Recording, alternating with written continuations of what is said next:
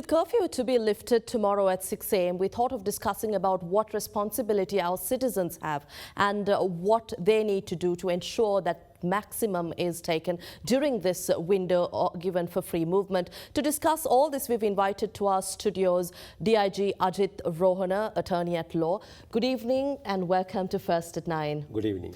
DIG Ajith Rohana, I think under the quarantine law, the police is ensuring that the curfew is implemented to the letter. At the same time, we see that a lot of violators of this curfew period, and also in terms of fake news, the police has taken a lot of measures. How do we identify violators of fake news? Because you have continuously told us that under this law, this is a special curfew period which allows essential services, and in cases where you have to seek essential and emergency services, you're allowed to go. But who are these violators? What does it take for you to violate this curfew? Actually, I'm in respect of fake news. At the inception of this disaster, we inform everyone, especially the users of Facebook or other social media, not to publish any news in respect of disturbing this particular quarantine process. So, however, the Criminal Investigation Department was able to arrest two suspects, I mean, couple of weeks back. But yesterday, we arrested the suspect and who had published fake news in his Facebook address, and it was mentioned that 10 deaths in respect of COVID-19 had occurred in Sri Lanka, but government does not divulge the truth. Right. So that was the news. And accordingly, I mean, our main investigation bureau is the Criminal Investigation Department. Right. We have a special unit, so they arrested the suspect. But unfortunately, you know, after the arrest, we recorded the statement.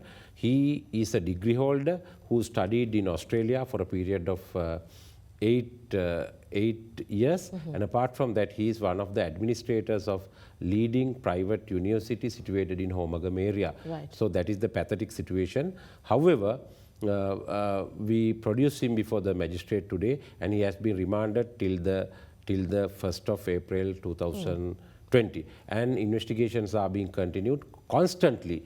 We have 3 teams in order to monitor these type of fake news and all other news in social media, and apart from that, the other, especially in internet and social media. And if a person violates this particular law, or if he is publishing fake news, they are dealt with the law, and stern action will be taken against them. Fake news leads to unnecessary panic, and also we were talking about people taking to the streets. So that is where I think a lot of violators were caught. While addressing that, we'd also like to talk about these essential services that will be provided. We'd like to list out who will be allowed to have free movement, who will be allowed passes. Should they request for police passes or curfew passes during this period in order to ensure that these essential services are provided? Yes, I mean, during the curfew period, there are 12 categories.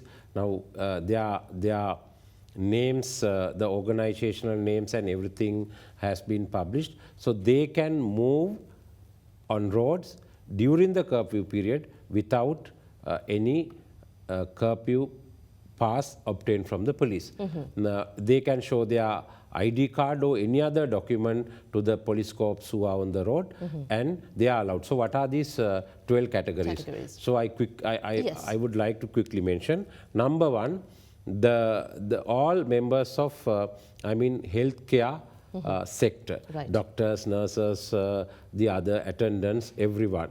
And apart from that, all members of supplying drugs and other items related to diseases, gloves, then face masks, that particular category.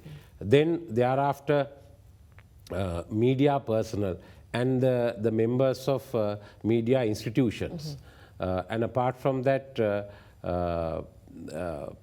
especially the members of private and public transportation. Right. As we earlier mentioned, the persons, employees who are attached to various companies, government institutions that provide food and other essential items. And apart from that, members of communication institutions like telecom or other service providers, and the members of voluntary or organizations or INGOs or NGOs that are dealing with this particular issue. And apart from that, if you are a passenger, you are going to airport to depart, then you can show your air ticket.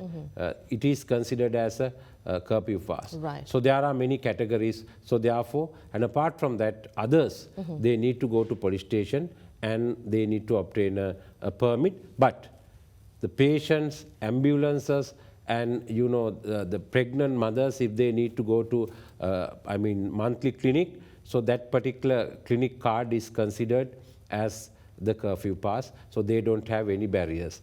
And apart from that, if somebody needs, immediately they need some drugs like diabetic drugs or pressure. Right. So if the pharmacy is open, they can go and they can show that particular prescription, and it is considered as the curfew pass. Very quickly, some of as this curfew is implemented, most of our citizens, or some of them, may not have even experienced an island-wide curfew of this nature in their entire lifetime. But then again, as we talk about this, it's important to speak of what we need to be mindful of as we go in for these windows of short breaks that are given.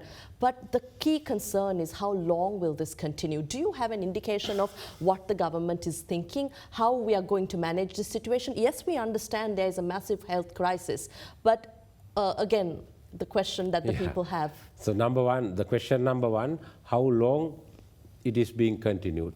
So how long?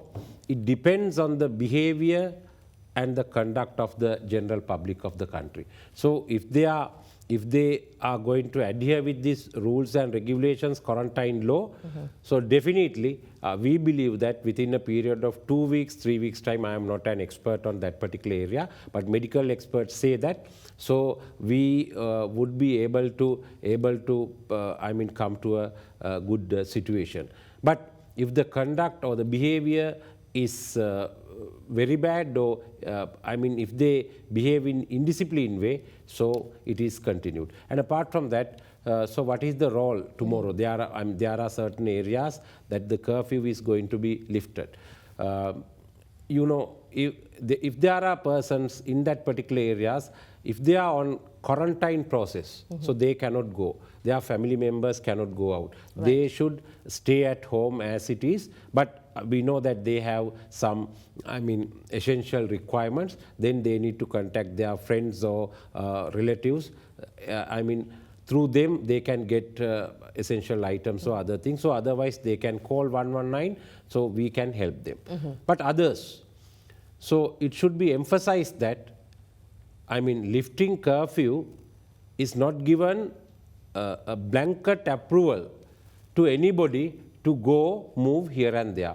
So if you need something, if it is absolutely required, one person from that particular house, he can go out, he can collect essential food items, drugs or any other items, he can come back. So once he reach home, definitely, compulsorily, he needs to wash his hands. And apart from that, so when you are going with somebody, then now the curfew has been lifted, okay, now the time is 6:30, so brother come, sister come, then if they all go on a three-wheeler, or 4 persons, 5 persons, then automatically that process is finished. So therefore, especially we need to emphasize that go alone, at least one person from one family, one house, right.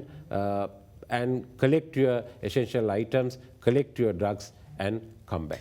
Thank you very much for your time and that clarity. We had with us DIG Ajith Rohana, attorney at law, joining us on First at 9 to speak about the ongoing curfew situation. We'll take a short break now.